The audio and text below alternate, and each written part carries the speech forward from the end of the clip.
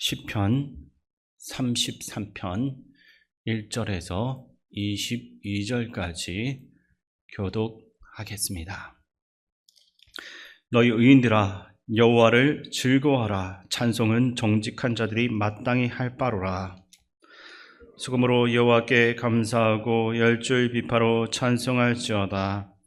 새 노래로 그를 노래하며 즐거운 소리로 아름답게 연주할지어다. 여호와의 말씀은 정직하며 그가 행하시는 일은 다 진실하시도다. 그는 공의와 정의를 사랑하시며 세상에는 여호와의 인자하심이 충만하도다. 여호와의 말씀으로 하늘이 지음이 되었으며 그 만상을 그의 입 기운으로 이루었도다. 그가 바닷물을 모아 무더기같이 쌓으시며 깊은 물을 곳간에 두시도다. 온 땅은 여호와를 두려워하며 세상의 모든 거민들은 그를 경외할지어다. 그가 말씀하심에 이루어졌으며 명령하심에 경고히 섰도다. 여호와께서 나라들의 계획을 폐하시며 민족들의 사상을 무효하게 하시도다. 여호와의 계획은 영원히 서고 그의 생각은 대대에 이르리로다. 여호와를 자기 하나님으로 삼은 나라 곧 하나님의 기업으로 선택된 백성은 복이 있도다.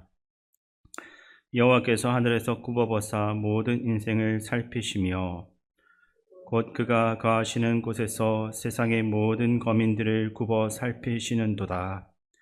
그는 그들 모두의 마음을 지으시며 그들이 하는 일을 굽어 살피시는 이로다. 많은 군대로 구원 얻은 왕이 없으며 용사가 힘이 세어도 스스로 구원하지 못하는도다. 구원하는데 군마는 헛되며 군대가 많다 하여도 능히 구하지 못하는도다. 여호와는 그를 경외하는 자 곧 그의 인자하심을 바라는 자를 살피사 그들의 영혼을 사망에서 건지시며 그들이 굶주릴 때 그들을 살리시는도다.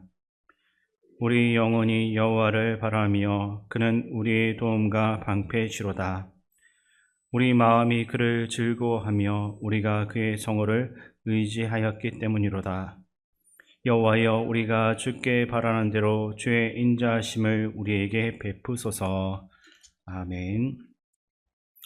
지난주에 살펴본 시편 32편의 말씀을 통해 우리는 하나님 앞에서 회개하는 사람에 대한 이야기들을 함께 나누었습니다. 그렇다면 회개란 무엇입니까? 우리가 흔히 알고 있는 대로 죄에서 돌아서는 것만이 회개는 아닙니다. 이 회개란 것은 자기 자신을 돌아보고 앞으로는 참된 인생의 목적대로 살아가는 것을 말하고 있습니다. 다시 말하면 회개했다라는 것은 하나님을 향하여서 온전히 돌이켰다라는 것입니다. 이제는 하나님의 뜻을 따라 살아가야 하는 것, 그것이 진정한 회개라 할 수 있습니다.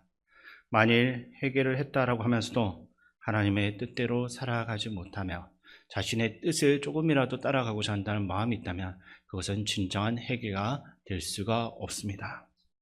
그래서 오늘 시편 33편은 우리에게 회개를 한 인생의 목적이 무엇인지를 묻고 있습니다. 그것은 바로 오직 하나님만을 바라보며 살아가는 삶입니다. 그것이 곧 회개한 사람의 모습이라 할 수 있죠. 32편은 회개한 사람이 누리는 기쁨을 노래하고 있다면 오늘 살펴본 33편은 그 회개한 사람이 그의 인생 가운데서 어떤 모습으로 살아가게 될지를 우리 앞에서 알려주고 있습니다. 오늘 저는 이 말씀을 네 가지로 나눠서 함께 은혜를 나누기를 원합니다. 1절 말씀을 보시게 되면 너희 의인들아 여호와를 즐거워하라. 찬송은 정직한 자들이 마땅히 할 바로다 라고 합니다. 여기서 여호와를 즐거워하다, 하나님께서 주시는 그 복으로만 기뻐하는 것이 아니라 하나님 자신을 가장 큰 기쁨과 만족으로서 삼는다라는 뜻입니다. 사람은 누구나 즐거움을 추구하면서 살아갑니다. 그것은 하나님께서 우리에게 주신 아주 자연스러운 본성입니다. 그러나 사탄은 끊임없이 세상적인 즐거움을 쫓아가며 살아가도록 우리를 유혹합니다. 물론 세상의 좋은 것들도 결국 하나님께서 주신 선물입니다. 그렇다면 그 선물보다 모든 기쁨의 근원 되시는 하나님을 즐거워하는 것이야말로 신앙인이 마땅히 가져야 할 삶의 자세입니다. 하나님 한 분만으로 충분히 기뻐하고 만족하는 삶, 참된 신앙이 됩니다. 예를 들어서 자녀가 엄마 아빠가 세상에서 제일 좋습니다 라고 말하면 부모는 큰 기쁨을 느낍니다. 그런데 그 이유가 엄마 아빠가 맛있는 걸 사주고 학비를 내주고 나중에 재산을 물려줄 것 같아서 좋아요, 이렇게 대답하면 어떻겠습니까? 그 대답을 듣는 순간부터 부모의 마음은 씁쓸합니다. 참된 사랑은 부모가 주는 물질적인 혜택 때문이 아니라 나를 사랑하는 그 부모의 존재 자체, 그분을 사랑하는 것이기 때문입니다. 하나님을 즐거워하는 것도 마찬가지입니다. 하나님께 주시는 복 때문에 기뻐하는 것이 아니라 하나님이 나의 하나님이다라는 그 사실 자체만으로 기뻐하는 겁니다. 웨스트민스턴 소요리 문답 제1문은 이렇게 말하고 있습니다. 사람의 제일 되는 목적은 하나님을 영화롭게 하고 영원토록 그를 즐거워하는 것이다. 하나님께 영광을 돌린다는 것은 하나님을 세상에서 가장 귀하게 여기고 하나님을 나의 가장 큰 기쁨으로 누리면서 살아가는 삶을 의미하고 있습니다. 우리는 하나님께 영광을 돌립니다 라는 말 자주 합니다. 하지만 하나님께 진정으로 영광을 올려드리는 삶은 하나님이 내 삶에 계신다라는 것만으로도, 그분이 나와 함께 하신다는 것만으로도 감사합니다. 하나님 한 분이면 충분합니다라는 그런 고백의 삶입니다. 이런 사람들에게는 찬양이 항상 흘러나옵니다. 그래서 1절에서도 여호와를 즐거워하라 라는 말씀 뒤에 곧바로 찬송이 이어지는 것입니다. 사람은 기쁘면 저절로 노래가 나옵니다. 하나님이 가장 큰 기쁨이 된 사람은 그의 모든 일상 가운데서도 감사와 찬양이 나오는 겁니다. 이것이 바로 진정으로 회개하는 사람, 하나님을 진정으로 사랑하는 사람의 모습이라 할 수 있습니다. 두 번째는 2절 말씀에 나타나고 있는 감사인데, 2절 말씀을 보시면 수금으로 여호와께 감사하고 열줄 비파로 찬송할지어다 라고 노래합니다. 하나님께 감사하고 있는 사람의 삶의 모습이 우리 인생에 마땅히 있어야 됩니다. 우리는 흔히 하나님이 참 좋으신 분이다 라고 느껴질 때, 특별히 하나님으로부터 무엇인가를 내가 원하는 것을 받았을 때, 나의 소원이 응답되었을 때 하나님을 좋아합니다. 그러나 감사하는 것은 단지 무엇을 내가 받았기 때문에 나오는 반응이 아닙니다. 참된 감사랑 항상 하나님을 우리가 새롭게 대하는 것입니다. 그럼에도 우리는 어떻게 하고 있습니까? 받은 것은 쉽게 잊어버리고 또 무엇을 받을 것이니 이것만 생각합니다. 이것은 진정한 감사가 나올 수 없는 것입니다. 그래서 우리가 감사하는 삶을 살아가는 데 있어서 가장 중요한 것은 타성에 젖지 않는 것입니다. 하나님은 지금 이 순간에도 우리에게 끊임없이 사랑을 부어주시고 있지만 우리가 그 사랑에 타성이 젖어버리면 감사하는 마음은 어느 순간부터 젖어버리고 사라지고 맙니다. 그러므로 감사하는 마음을 가졌다라는 것은 곧 타성에 젖어 있지 않다라는 것을 의미하고 있습니다. 그래서 3절이 새 노래로 그를 노래하며 라고 합니다. 여기서 말하는 새 노래란 무엇이겠습니까? 어떤 사람들은 이 말씀을 문자 그대로 해석을 해서 늘 새로운 찬송, 늘 새로운 복음성가를 만들어서 불러야 한다라고 생각을 합니다.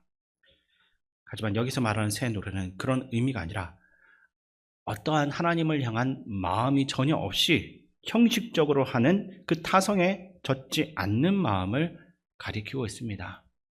우리는 찬송을 부르면서도 예배를 드리면서도 어느 순간부터 그 모든 것이 입에 붙은 습관적인 말이 되어버릴 수도 있습니다. 하나님을 향한 마음이 전혀 없는 상태에서 타성에 젖어 있는 그러한 삶을 우리가 버려야 됩니다. 늘 하나님 앞에서 새롭게 감사하는 마음, 그런 마음으로서 하나님께 나아가시기 바랍니다. 세 번째는 하나님을 경외하는 것인데 6절에서 8절 말씀을 제가 읽어드리겠습니다. 여호와의 말씀으로 하늘이 지음이 되었으며 그 만상을 그의 입 기운으로 이루었도다. 그가 바닷물을 모아 무더기같이 쌓으시며 깊은 물을 곳간에 두시도다. 온 땅은 여호와를 두려워하며 세상의 모든 거민들은 그를 경외할지어다. 아멘. 여기서 하나님의 놀라운 역사에 대해서 묘사하고 있습니다. 다윗 시대를 살아갔던 사람들에게 이 바다라는 것은 인간의 힘으로는 도저히 헤아릴 수가 없는 무한한 신비의 대상입니다. 그 이해할 수 없는 바다의 그 밑바닥까지도 다스리고 있는 하나님이라고 표현한 것은 그만큼 하나님이 얼마나 높은 분이고 우리가 경외감을 가질 수밖에 없는 분이다라는 것을 알려주고 있습니다.